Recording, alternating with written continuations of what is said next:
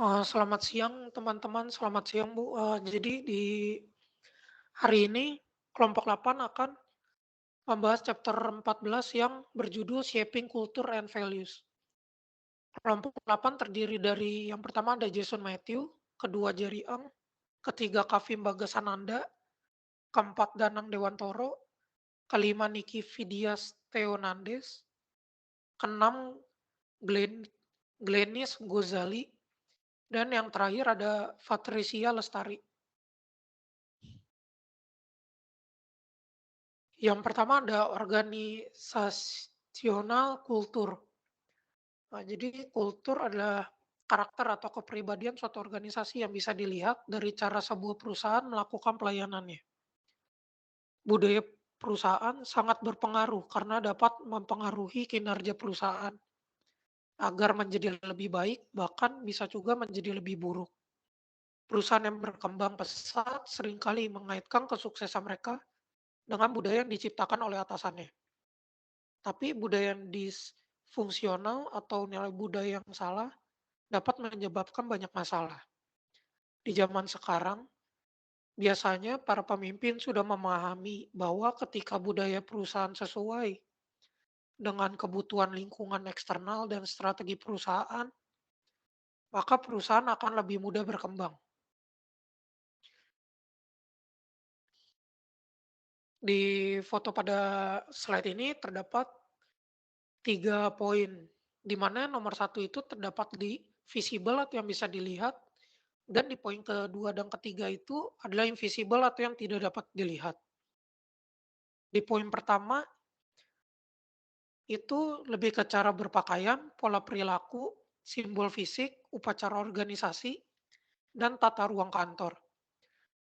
Di mana yang nomor satu ini semua hal yang dapat dilihat, didengar, dan diamati dengan mengamati anggota organisasi.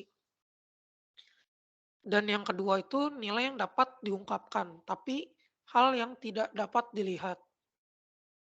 Yang ketiga asumsi yang mendasari manfaat yang mendalam karena kepedulian satu sama lain, yang sudah seperti keluarga. Berikutnya ada kasus Natarajan, Chandrasekaran, Tata Konsultansi Service,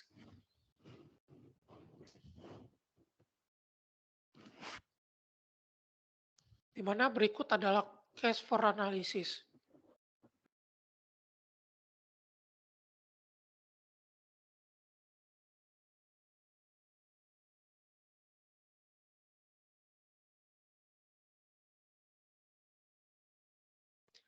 Dari case, case analysis di sana terdapat beberapa pertanyaan. Yang pertama itu menurut Anda,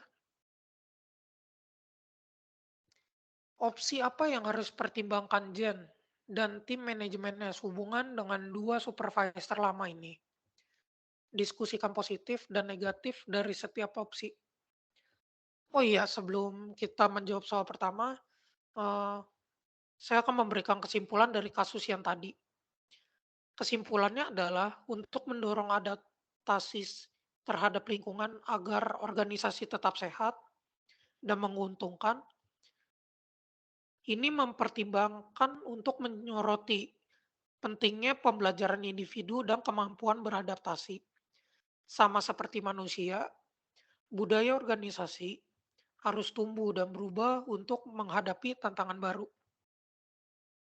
Sesudah menjelaskan kesimpulan, saya akan mencoba menjawab pertanyaan, akan terjawab pertanyaan soal nomor satu, yaitu eksekutif J1 telah mendirikan unit manufaktur, alat besar dan mengembangkan lingkungan yang tidak bersahabat. Tidak ada komunikasi yang tepat antara karyawan dan J1 kecuali memerintah karyawan. Eksekutif sangat keras terhadap karyawan karena J1 percaya bahwa itu akan membawa kesuksesan bagi organisasi. Meskipun organisasi menjadi sukses, tidak ada karyawan yang mengagumi J1.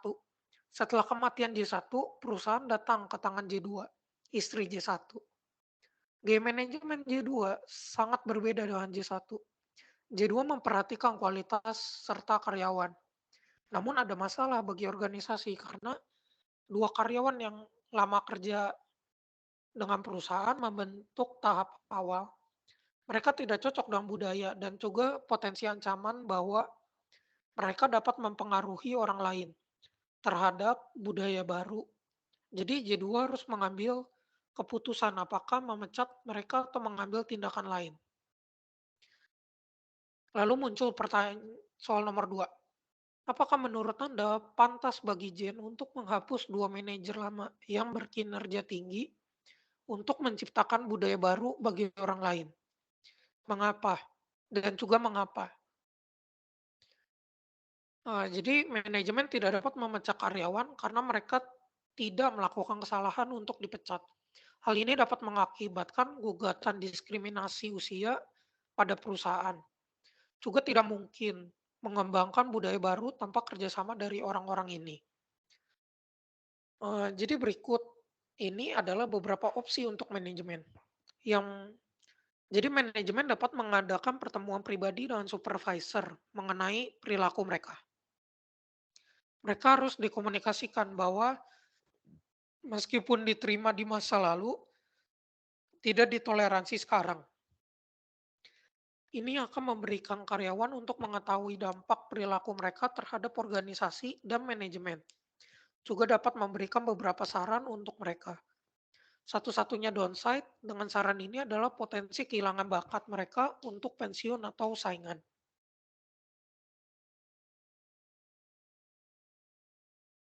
Dan soal nomor 3, apa yang Anda rekomendasikan agar Jen lakukan? Jelaskan alasannya. Jawabannya, jika mereka sudah mengetahui dampak dari perilaku mereka dan tidak memiliki niat untuk berubah, mereka dapat diperingatkan dengan menjelaskan konsekuensi yang mungkin terjadi seperti penurunan pangkat, penangguhan, dan lain-lain. Secara realistis, bukti dapat dikutip di mana perbangkangan mereka menyebabkan lebih banyak kerugian daripada kebaikan di perusahaan. Jika mereka tidak mematuhi, mereka dapat diberhentikan atau dihentikan. Keuntungan dari opsi ini adalah bahwa moral karyawan lain akan meningkat dan ad- eh, tidak ada yang akan mencoba bertindak melawan manajemen. Dan kerugiannya adalah mereka akan mengklaim diskriminasi. Tetapi jika ada bukti pembangkangan, perusahaan dapat menghindari gugatan hukum. Berikutnya ada important of culture. Ada dua fungsi penting dalam organisasi. Yang pertama mengintegrasikan anggota, kedua membantu organisasi beradaptasi. Budaya memberikan karyawan rasa identitas organisasi dan menghasilkan komitmen untuk nilai-nilai tertentu dan cara melakukan sesuatu. Nah, di sini terdapat dua fungsi penting dalam organisasi. Yang pertama tuh mengintegrasikan anggota sehingga mereka tahu bagaimana berhubungan satu sama lain. Oh, ini tadi sudah di dalam dua fungsi penting dalam organisasi. Jadi yang pertama tuh ada internal integration, di mana budaya integrasi internasional membantu karyawan mengembangkan identitas kolektif dan mengetahui cara bekerja sama secara efektif. Budaya dalam hubungan kerja sehari-hari dan menentukan bagaimana orang berkomunikasi dalam organisasi. Perilaku apa yang dapat diterima dan tidak dapat terima, dan bagaimana kekuasaan dan status dialokasikan. Selain itu juga menanamkan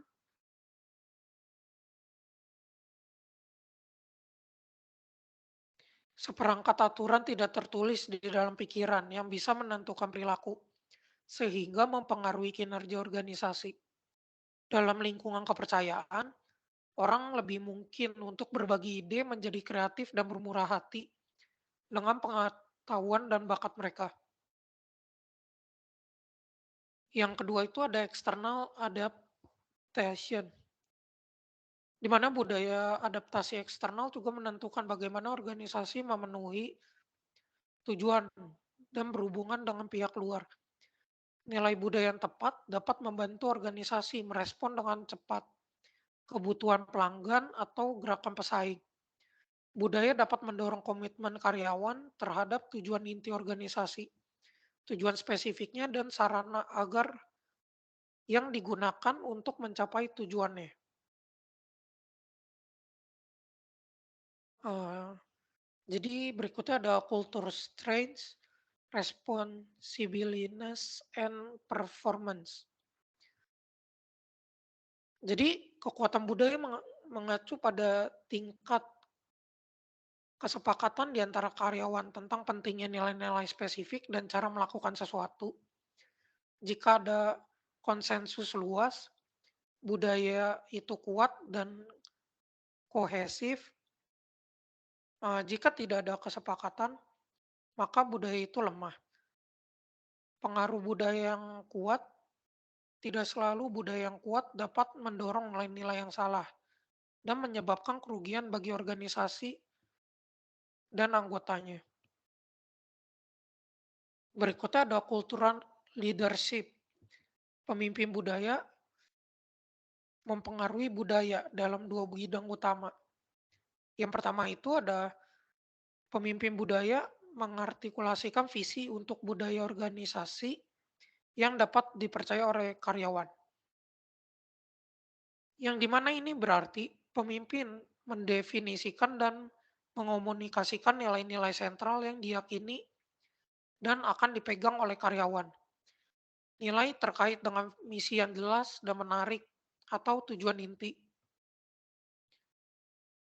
Yang kedua itu ada pemimpin budaya memperhatikan kegiatan sehari-hari yang memperkuat visi budaya. Pemimpin budaya memperhatikan kegiatan sehari-hari yang dapat memperkuat visi budaya itu tadi.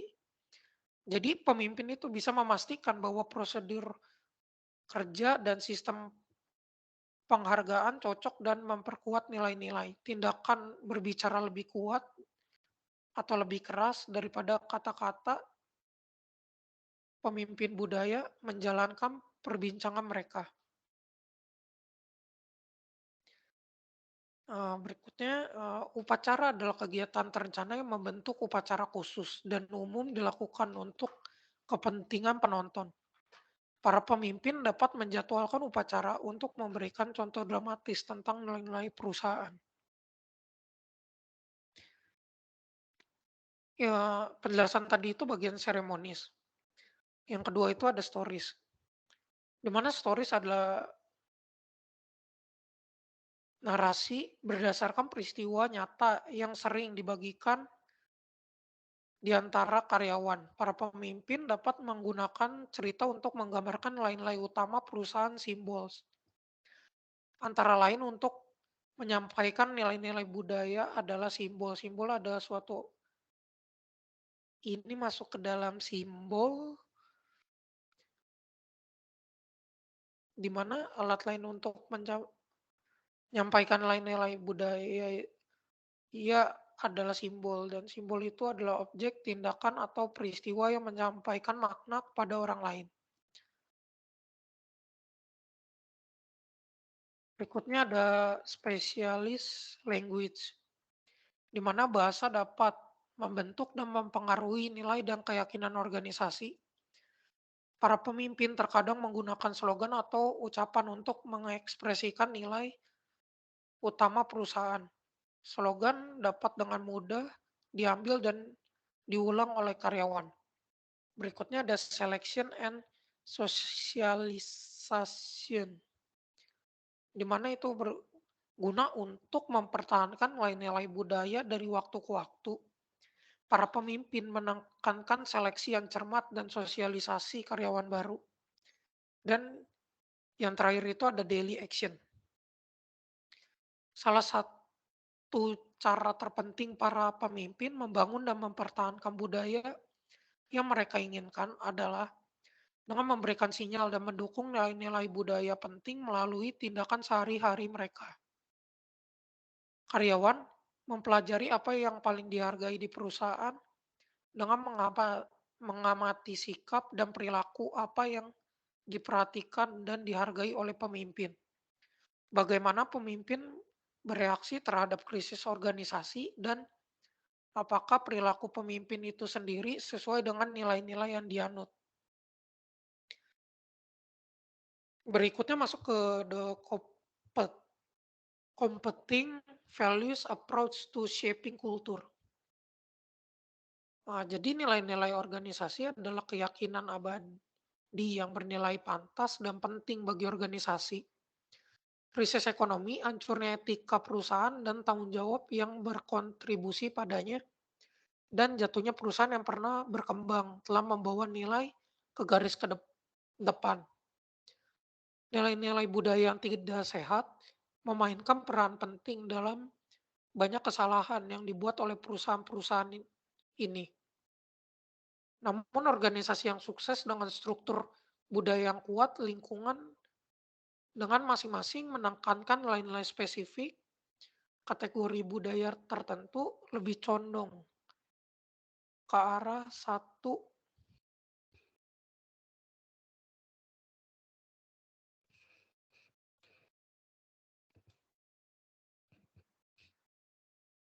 di competitive value approach to shaping culture.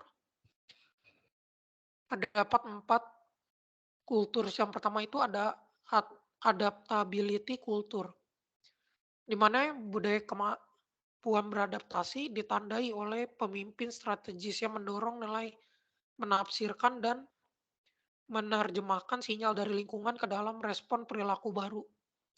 Karyawan memiliki otonomi untuk membuat kebutuhan dan daya tanggap terhadap pelanggan yang mendukung kemampuan organisasi untuk mengambil keputusan dan bertindak bebas dengan memenuhi yang baru sangat dihargai. Jadi pemimpin juga aktif secara kreatif, bereksperimen dan mengambil resiko buat perubahan dengan mendorong dan memberi penghargaan. Berikutnya ada achievement culture, di mana budaya pencapaian ditandai dengan visi yang jelas dengan tujuan organisasi dan para pemimpin fokus pada pencapaian target spesifik seperti pertumbuhan penjualan, profitabilitas, pelanggan di lingkungan yang eksternal. Tetapi tanpa kebutuhan akan fleksibilitas dan perubahan cepat disesuaikan dengan budaya pencapaian. Ini adalah budaya yang berorientasi pada hasil yang menghargai daya saing, agresivitas, inisiatif, pribadi, dan muatan atau pangsa pasar. Nah, jadi sebuah organisasi yang peduli dengan melayani spesifik panjang dan sulit untuk mencapai hasil. Penekanan menyatukan organisasi, misalnya komisi sekuritas, diberi wewenang untuk mengatur pasar modal.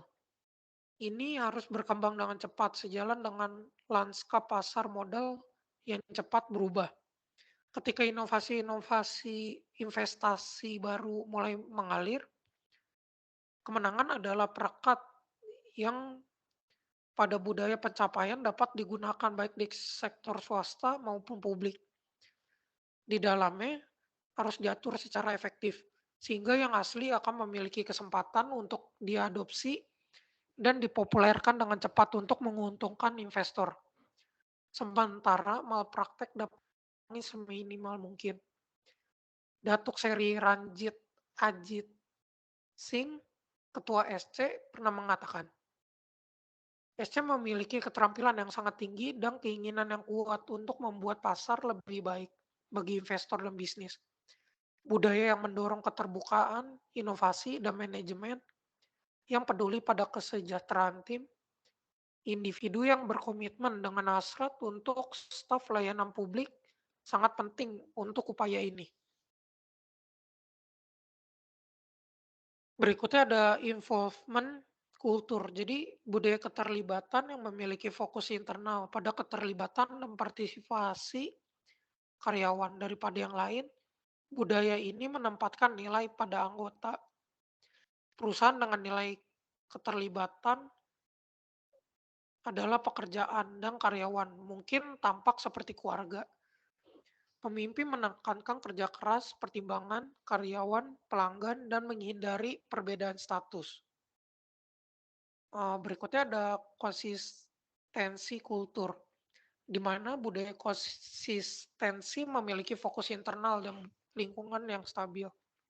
Budaya mendukung cara berbisnis yang metodis, rasional, teratur, mengikuti aturan yang dan berhemat dihargai. Organisasi ini berhasil menjadi sangat terintegrasi dan efisien. Di Singapore Mass Rapid Transit atau SMRT, operator kereta api utama di Singapura, perhatian utama yang dihadapi manajemen adalah keandalan layanan.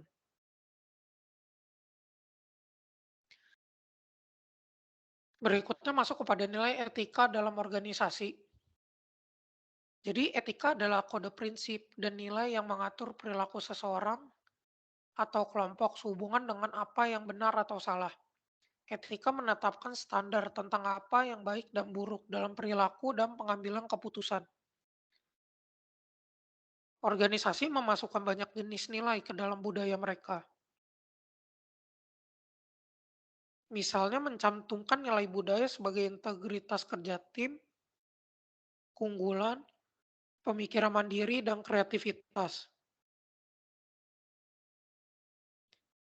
Selain itu, nilai-nilai yang membentuk budaya organisasi, nilai-nilai etika telah mendapatkan penekanan baru di era skandal keuangan dan penyimpangan moral saat ini. Etika adalah kode prinsip dan nilai yang mengatur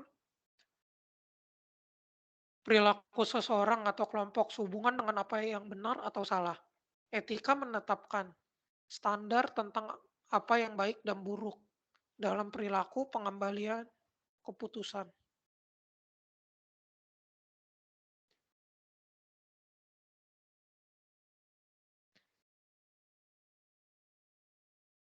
Next masuk pada values based leadership. Jadi values based leadership adalah hubungan pengaruh antara pemimpin dan pengikut yang didasarkan pada nilai-nilai bersama yang terinternalisasi kuat dan menekankan kebaikan bersama dan secara konsisten didukung dan ditindaklanjuti oleh pemimpin. Personal values. Jadi karyawan belajar tentang nilai-nilai dari mengamati para pemimpin.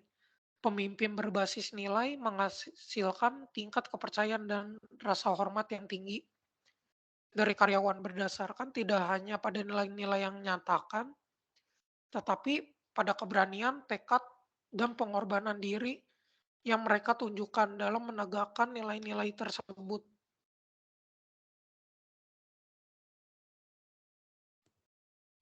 Di mana para pemimpin harus menemukan nilai-nilai pribadi mereka sendiri dan nilai-nilai yang mereka inginkan untuk membimbing tim atau organisasi dan secara aktif mengomunikasikan nilai-nilai itu kepada orang lain melalui kata-kata dan tindakan.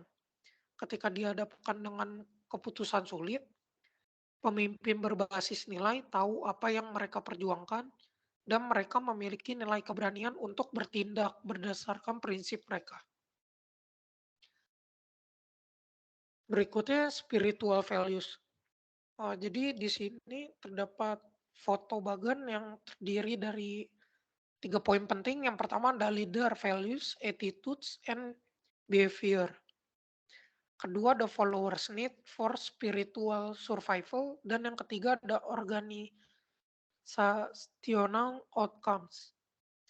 Jadi pada poin pertama itu, para pemimpin spiritual memulai dengan menciptakan sebuah visi di mana para peserta organisasi mengalami rasa terpanggil yang memberi makna pada pekerjaan mereka. Visi yang tepat akan memiliki daya tarik yang luas, mencerminkan cita-cita yang tinggi, dan menetapkan standar keunggulan. Yang kedua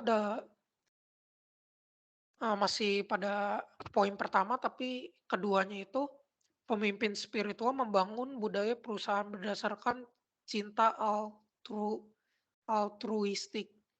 Cinta altruistik mencakup pengampunan, kepedulian yang tulus, kasih sayang, kebaikan, kejujuran, kesabaran, keberanian, dan penghargaan yang memungkinkan orang mengalami rasa keanggotaan dan mudah dan merasa dipahami.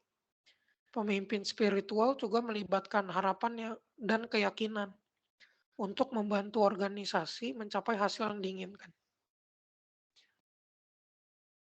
Pada poin kedua atau followers need for spiritual survival, di mana perilaku kepemimpinan spiritual memungkinkan karyawan memiliki rasa terpanggil yang memberikan makna hidup yang lebih dalam melalui pekerjaan. Kepemimpinan spiritual juga memberikan rasa keanggotaan melalui komunitas kerja di mana seseorang merasa dipahami dan dihargai. Hasil bagi organisasi adalah peningkatan komitmen dan produktivitas. Yang poin ketiga itu yang tadi organizational outcomes, itu di mana kepemimpinan spiritual dapat mengurangi atau menghilangkan emosi dan konflik negatif di tempat kerja dan memberikan landasan yang lebih kuat untuk kesejahteraan pribadi. Terdapat 4 jenis emosi destruktif. Antara lain, yang pertama adalah ketakutan. Ketakutan itu termasuk dalam kecemasan dan kekhawatiran. Yang kedua, kemarahan termasuk permusuhan, dendam, dan kecemburuan. Yang ketiga, rasa gagal termasuk keputusasaan dan suasana hati yang tertekan. Dan yang keempat, kesombongan termasuk di prasangka, keegoisan, dan kesombongan. Emosi destruktif ini biasanya muncul dari rasa takut kehilangan sesuatu yang penting atau tidak mendapatkan sesuatu yang diinginkan. Sekian pembahasan dari chapter 14. Selanjutnya akan dilanjutkan ke chapter 15. Terima kasih.